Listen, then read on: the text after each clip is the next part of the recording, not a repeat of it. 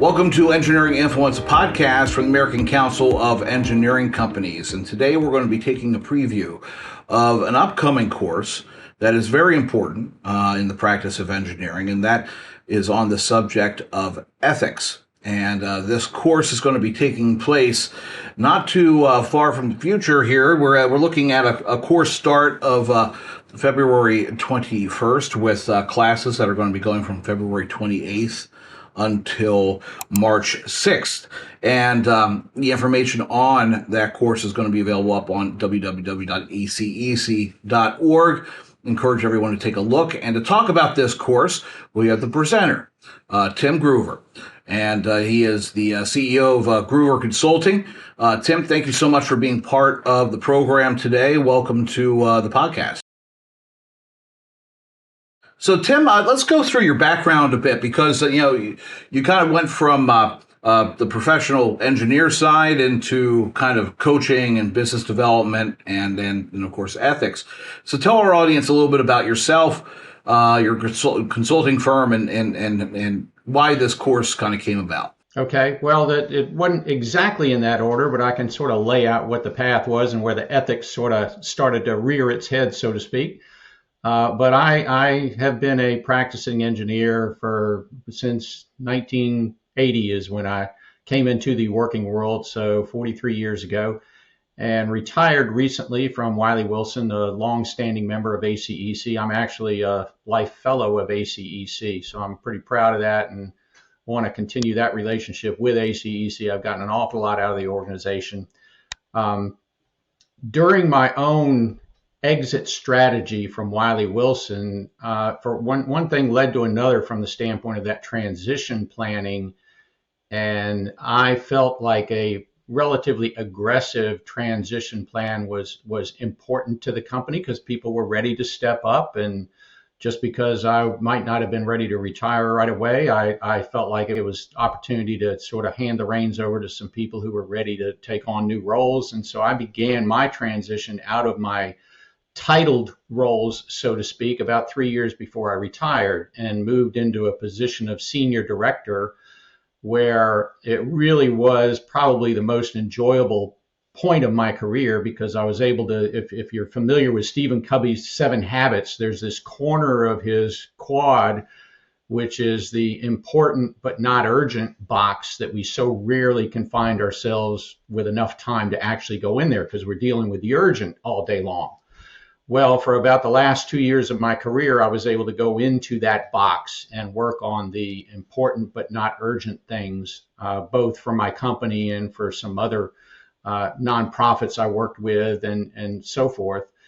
And so that's where I sort of got in my head. I'm really curious about a lot of things relative to the industry. I'm curious about the important, not urgent things. And I dove into that hard and heavy for a couple of years. Once retirement kind of came along, I said, I don't want to just stream Netflix all day long or play golf every day. Don't mean playing golf once or twice a week, but, I want to stay engaged with the profession and be helpful for people who really have trouble finding themselves the time to get in that box. Now, from the standpoint of ethics, the ethics goes back further than that, back when Nancy Israel, the then executive director of ACEC Virginia, contacted me when she was putting together the Emerging Leaders Program for ACEC Virginia. Probably about 15 years ago was the first time she got in touch with me. And I believe the way she put it was, we want to have a piece on ethics, but boy, I can't find anybody who's willing to tackle that or who wants to deal with it because it's such a god-awful boring topic. And nobody really wants to deal with that or feels comfortable dealing with that. Would you take that on? And I guess I number one, felt a little sorry for her. And number two, I felt a little sorry for people who had been through so many of these ethics classes that are kind of rote and boring and case study oriented and everything else. And I don't know if you're familiar with sort of the learning pyramid, but there's a learning pyramid that talks about what you can retain or what you may be able to retain depending on different types of learning environments, with reading being the lowest and it progresses up. Well, it turns out that at the very top of the pyramid is teaching. So if you really want to learn about something, volunteer to teach it, because you're going to have to be ready and you're going to have to dive into it. So that was my first deep dive into the topic to get ready for that half-day session for ACEC Virginia for emerging leaders.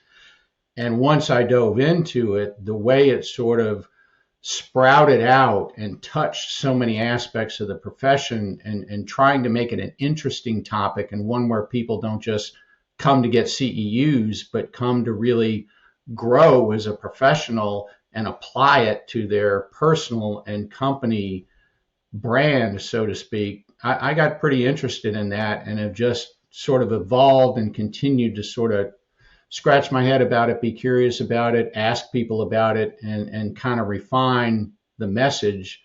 And I'm excited to have the opportunity to do this for ACEC here coming up in February. Yeah, it's admittedly, ethics can be a dry subject. I'm married to an ethics lawyer. Ethics and compliance law. Yes, right. I should talk to her. I can't get away with anything, right? So, but sign her up for the class. I'd love to know what she thinks. She used to. I mean, she when she worked in the private sector, she would do the trainings, right? And she did. It was always the discussion after the fact of how do you make it different? How do you make it engaging, interesting? Because to your point, it's the kind of thing that you're obligated to go to. You have to make sure that you kind of check the box for it. But it's very important information. But a lot of time, it's the stuff that's ancillary to the actual work that's happening in the firm. And you're more concerned about getting the project done, getting the actual work done. And this is kind of just a bump in the road, right? And to try to make it engaging, make it interesting, not just so much case study to case study to case study. What did you see out there that was lacking from ethics training that you kind of wanted to put your own spin on or make it more engaging or successful? Where did you see the deficiency out there in how it was being Well, I'm not going to say it's a deficiency necessarily. It's kind of the logical way to approach it would be to pick up the NSPE Code of Ethics and take canon number 2 and do a case study that demonstrates when canon number 2 can be violated. Okay, that's very specific storytelling of someone else's story. What I wanted to do was to get people to really think about it from the standpoint of them personally and their experiences and what they've sort of seen, and take it broader than just going through the specific examples of when somebody's gotten sideways within our profession. Because you'd like to think that most everybody in our profession knows you shouldn't take a bribe, or give a bribe to get work. I mean, that should not be that big a stretch. But where are the nuances? Where are the things that sort of, where your antenna may be telling you something and you're not sure exactly what to do about it? Or what is the frequency of your antenna? Are you tuned in a way that is going to come across to others as being ethical? Because that's what it boils down to. We can have a code of ethics, but ultimately it's our clients and it's the public that's going to determine whether we as individuals or we as companies are behaving ethically. And it's a perception thing. And their perception is their reality. And it's interesting that you mentioned your wife, who's a lawyer. I mean, I talk about the legal profession a little bit in this course because it gets a pretty bum rap a lot of the time when it comes to how people perceive lawyers. Well, if you dive into that a little bit more, you can understand a whole lot better as to why lawyers behave the way they do because of what their obligations are relative to what their actual code of conduct is. And if you can begin to think about these things critically, and the best mentor I ever had said, you need to learn this short phrase, and you need to repeat this in your head whenever you jump to a conclusion or feel like you've got something figured out. And that phrase is, I might be wrong. And so our perceptions may be wrong about things, and being able to think critically is so important to developing an ethical brand and building trust.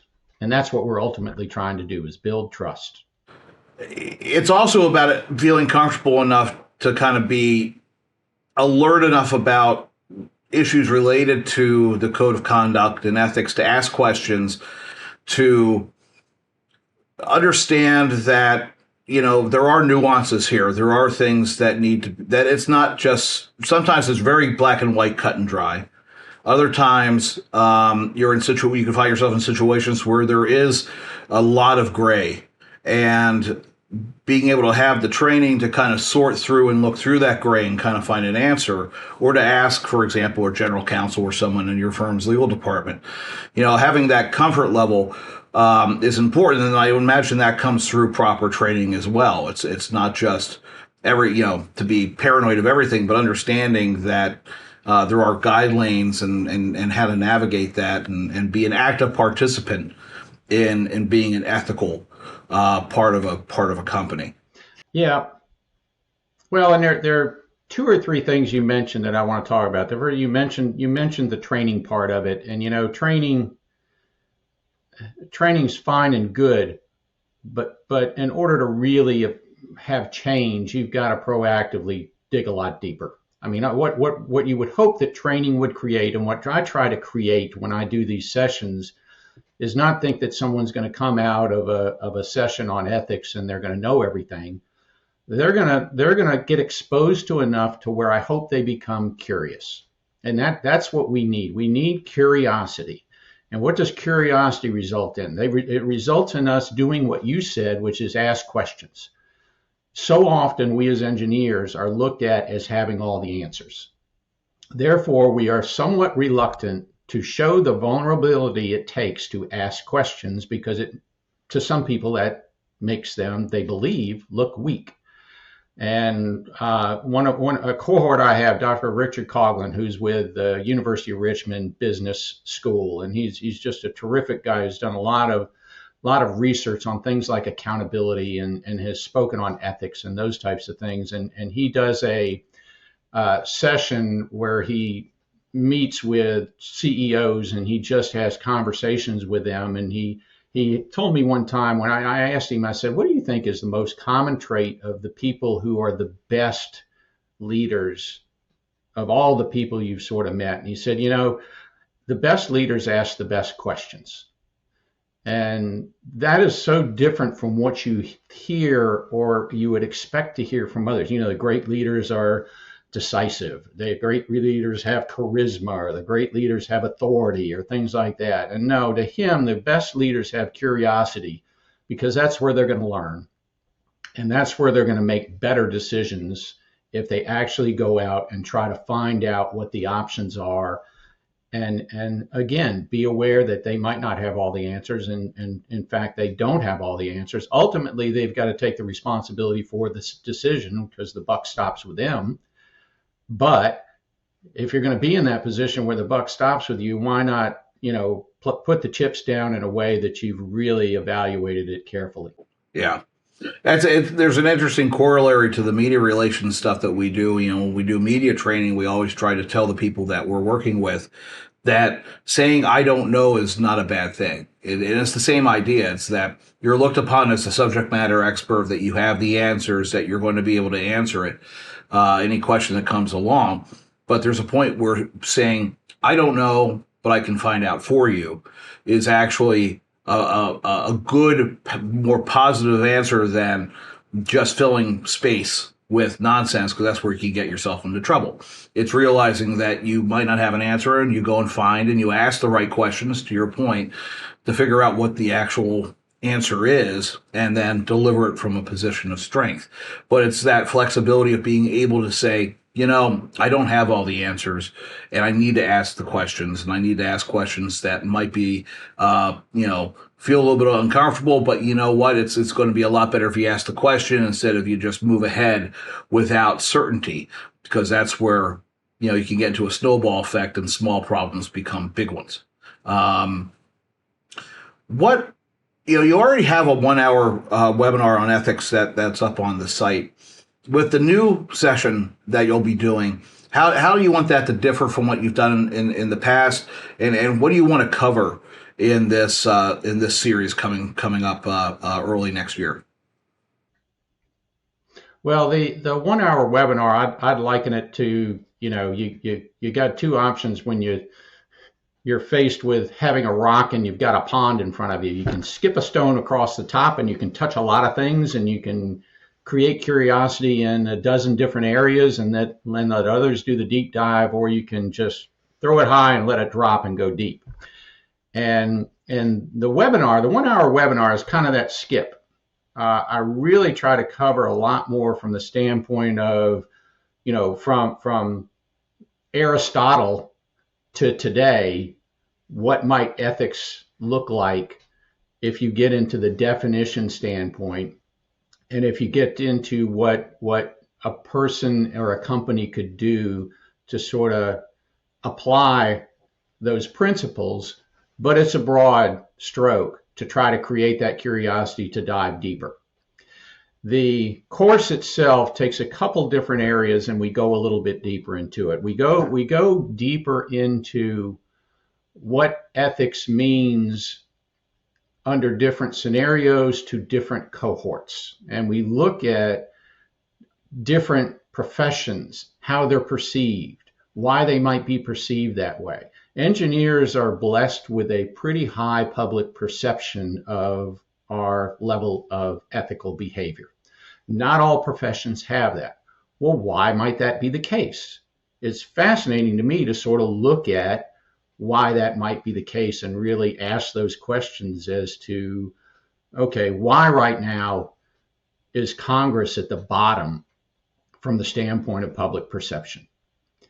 And what are the differences in the behavior, the actions, the messaging, so forth and so on. So there's that studying of how engineers compare to others from a perception standpoint and why that might be the case.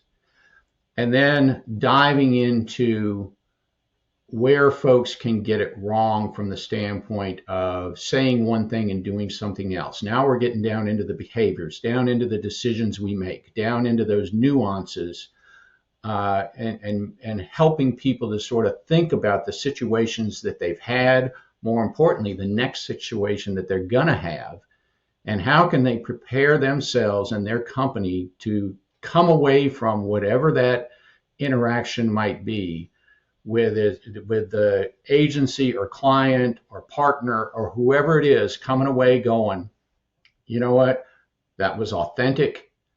I trust them. We're gonna have a great relationship, and I want to be part of their. I want to be a teammate of that individual and that team.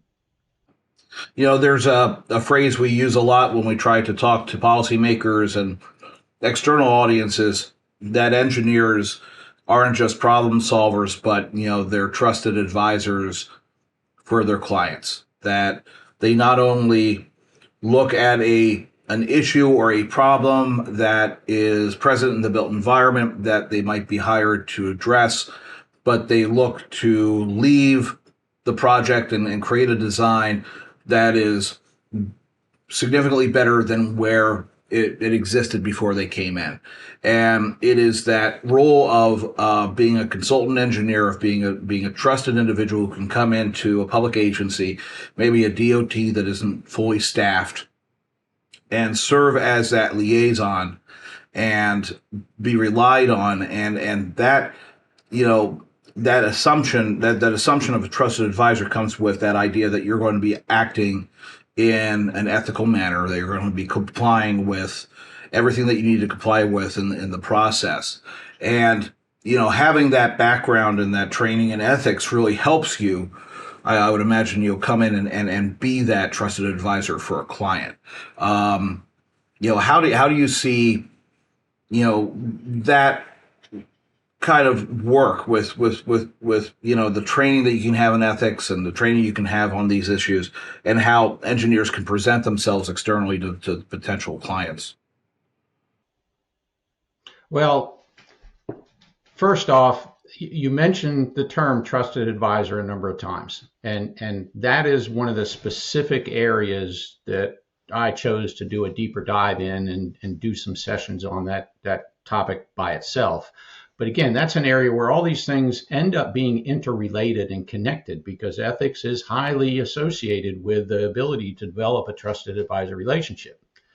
Now, when you use the term trusted advisor, there were times in my working life before I retired where someone would prepare a shortlist interview, and I usually got to wear the hat of the client and come in during the dry run or the rehearsal, and I would play client and be really hard about asking the questions and really trying to throw the team off their game and get them ready for game day.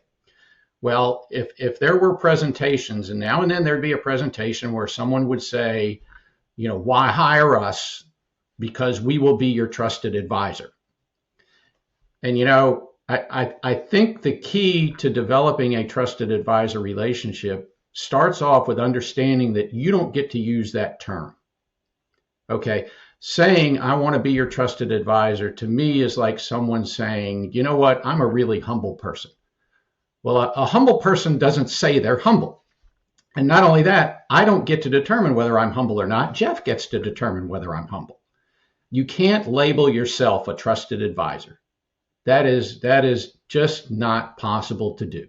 What you want is if you are my client, Jeff, what I want is for you to tell other people that you trust me, that and let that label come from external sources. Don't try to label yourself that. Behave in certain ways, and you got a good shot of building that brand. And so I just really think, stop looking in the mirror and telling yourself who you are. Ask questions so you can find out how others are perceiving you, and work on building that exterior perception instead of patting yourself on the back. So let's talk about scenarios. Personally, what's a good example of a scenario of an ethical dilemma that you found yourself in during your time with the firm? For whatever reason, there's one instance that really is burned in my brain. And then first off, I'm going to share a story about an instance that does relate to the canons of the NSPE code. So I'm a young project manager, and I go to a shortlist interview to get this project, and it's a decent project with a municipality.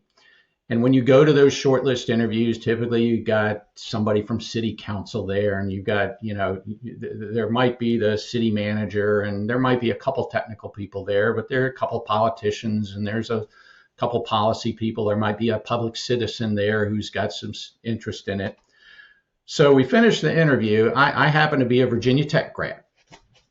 We finished the interview, and as we're shaking hands, the chair of the selection committee comes up to me and says, "Hey, I saw on your resume you're a Virginia Tech grad. It sure would make my decision easier if I had season tickets to the Hokies football games this year."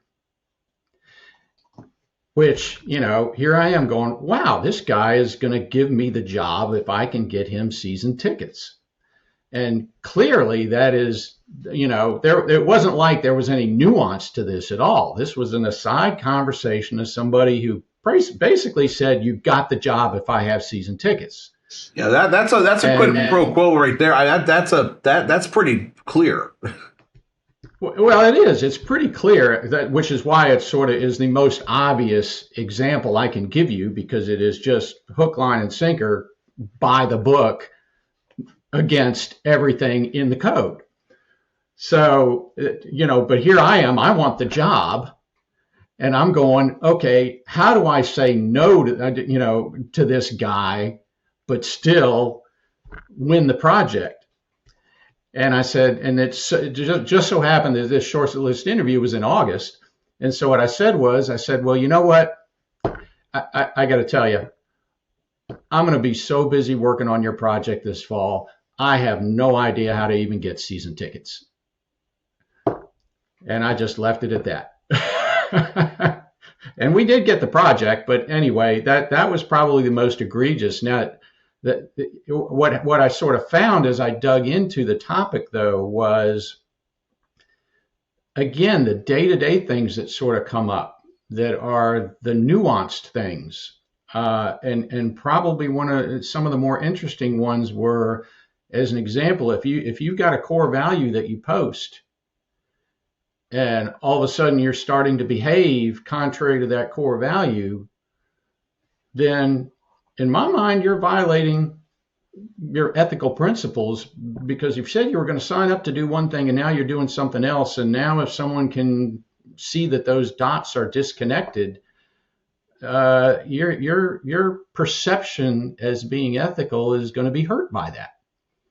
And so it doesn't take those black and white bribery, quid pro quo situations. A lot of those little small experiences and interactions are either going to help build the trust or erode the trust. Yeah, and it really shows, I think, leadership from, you can get a better idea of, how your firm approaches these issues and whether the core values that they espouse on their website or in marketing materials is actual real, to the heart kind of core principles in how they would handle a situation like the Virginia Tech, or if they handle a situation with a client that has a history of or an area of quite honestly, I'm thinking international, regional, right? There are ways of doing business outside of the United States, and let's say in Eastern Europe, the Middle East is a great example because of just the familial relationships and how things are handled as normal course of business, which is could be completely antithetical to what you have as either a corporate value or the code of ethics. And the question is, do you do business there?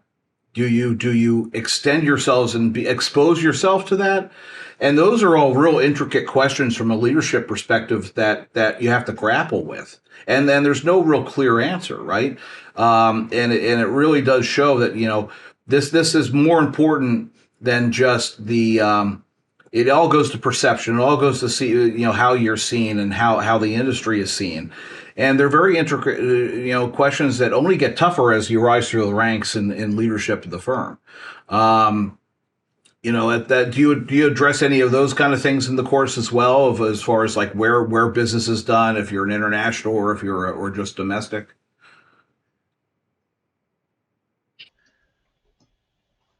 Well, I do, and one of the ways I sort of do it is to talk about, there are three different sort of intersecting circles of what is legal, what is moral, and what is ethical. They are not the same.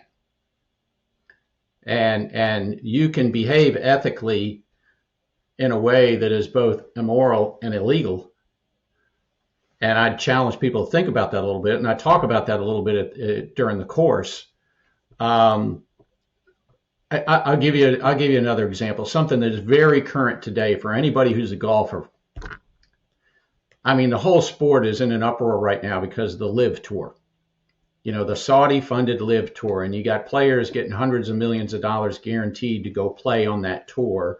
That right now, in my mind, is a great example of an ethical dilemma that it is really interesting to try to look at all sides of that to figure out not just why people are making the decisions they're making, but where in the world is this going to end up for professional golf? I'm really curious to see what the story is going to be for professional golf in the long run, as they struggle with what right now, as much of anything, is both a financial and ethical issue of who are the top players going to play with. Yeah, yeah, it not just financially, but reputationally, and how it's perceived. Like to the point, it's perception, and perception and reality. And perception quickly becomes reality if you make a decision in the immediate that you think is just going to have a short term impact, but actually long term it's going to have a significant impact. And I think the corollary there with engineering is that these small decisions can have a reputational impact that really can really have an effect on business development and what clients come to you and how you're perceived within the marketplace, and also your competitive position against your peers in the marketplace. There's a lot to cover. There's a lot to really dig into.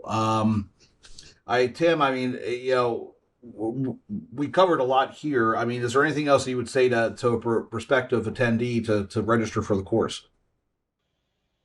Well, I would just say if you're really curious about how to sort of approach your life, not just your profession, but your life, and to support your company from the standpoint of building authenticity and trust. This is a topic that I've found has been very fascinating relative to that. Ultimately, I mean, what I'm always looking for is the ability to lay my head down on the pillow at night and feel like, I'm not ashamed of how that day went. And ethics has a big role to play in how we're going to end up sleeping at night. And I think folks can really, really have a very positive impact on folks around them if they dive into a topic like this and really embrace it. Absolutely. So Tim Groover, again, you'll be the instructor for our upcoming ethics course this February. Go to acec.org to learn more about the course and to register and sign up.